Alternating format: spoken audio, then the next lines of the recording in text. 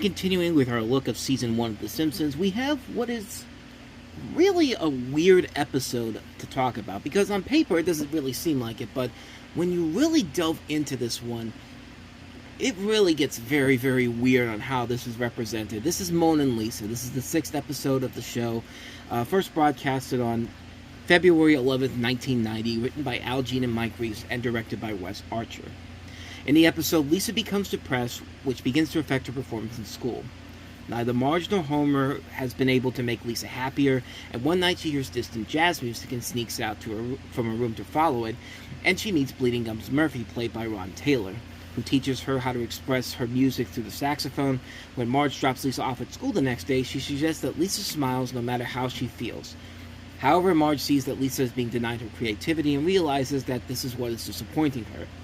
Marge tells Lisa to just be herself and the entire family to go see Murphy perform at the local jazz club, while there's also a subplot in which Homer and Bart are playing a boxing video game, and Bart consistently beats the crap out of Homer to the point where Homer is having nightmares about Bart beating him up in the video game, and so Homer decides to go to an arcade to better his boxing skills. And when, of course, he finally gets that moment when he's getting ready to beat Bart up for good in the video game, Marge unplugs the television and leads to one of the funniest moments in the entire episode.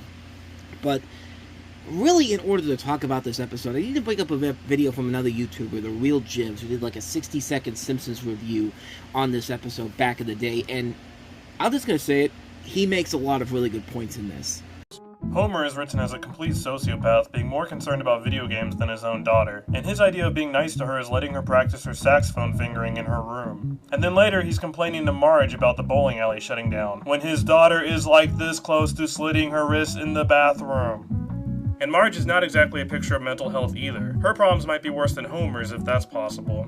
Via flashback, they show how when Marge was younger that her mother told her to wear a big smile on her face even when she's not happy because, and I quote, "People know how good a mommy you have by the size of your smile."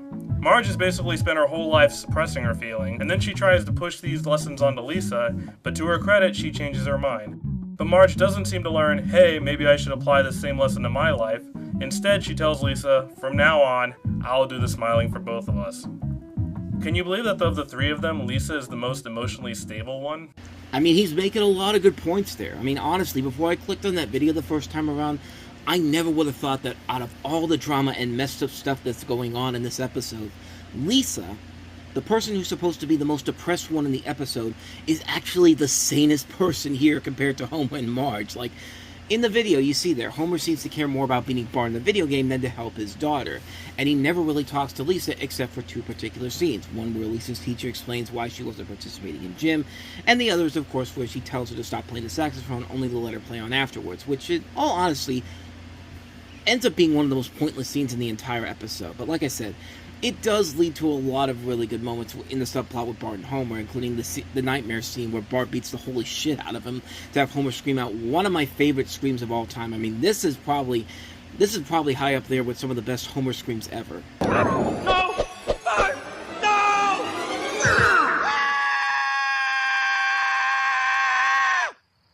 But as much as Homer doesn't really give that much about Lisa in this episode, Marge, I think, cares way too much. Once again, The Real Jims puts it nicely in that video. He talked about how messed up it is that Marge's only way to get Lisa to not be depressed is to just have her smile for no reason, because, as Marge puts it, because people know how good a mommy you have by the size of your smile.